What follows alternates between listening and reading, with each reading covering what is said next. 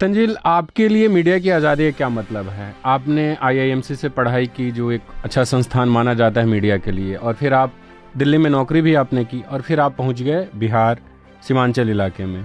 तो आप जी। दो सवालों का जवाब दीजिएगा। एक तो आपके लिए मीडिया की आज़ादी का क्या मतलब है, और दूसरा कि आपने अपने गृह जनपद को क्यों चुना?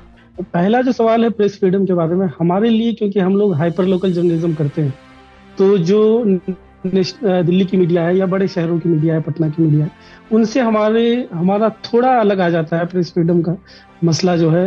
क्योंकि हम ज्यादातर जो है लोकल एडमिनिस्ट्रेशन और लोकल जो पॉलिटिशियंस हैं, लोकल रिप्रेजेंटेटिव्स हैं, हमारे स्टोरी का हिस्सा वो लोग होते हैं। तो हमारे लिए प्रेस फ्रीडम का ये मतलब है कि जब हम कोई स्टोरी करें तो जो स्थानीय एडमिनिस्ट्रेशन है, जो लोकल एडमिनिस्ट्रेशन है, वो कॉल करके किसी तरह का दबाव ना डाले।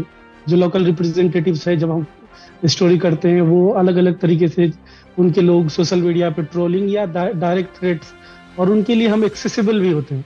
उनको पता होता है कि ये आदमी कहाँ रह रहा है, किस गांव का है, किसका बेटा है, क्या करता है, आपको तमाम चीज पता है, क्योंकि एक ही लोकेलिटी में लेकर काम कर रहे हैं, आसपास के जिले की खबरें कर रहे हैं।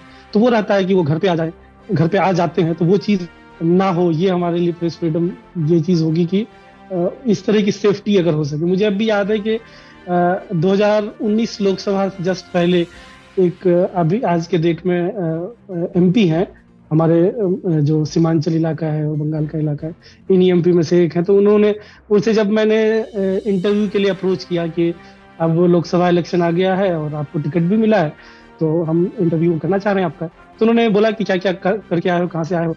तो मैंने अपना पूरा बैकग्राउंड बताया कि मैंने जामिया से बीटेक किया है, आईआईएमसी से जर्नलिज्म किया है और इलाके में करना चाहता हूँ।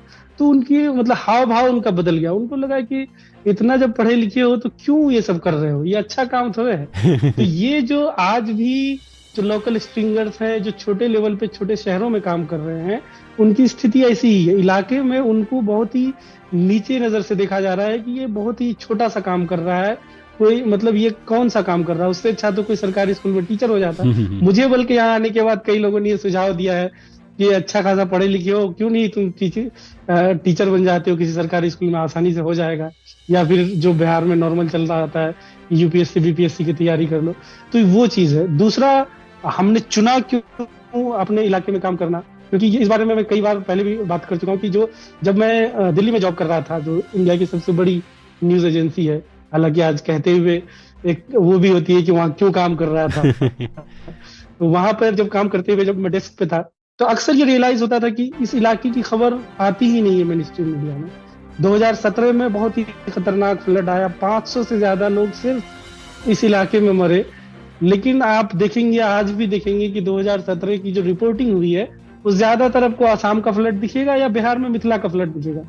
अब बिहार में सीमांचल का फ्लड रियरली एक दो रिपोर्ट आपको कहीं एबीपी न्यूज में मिल जाता है और कहीं कहीं मिल जाता है।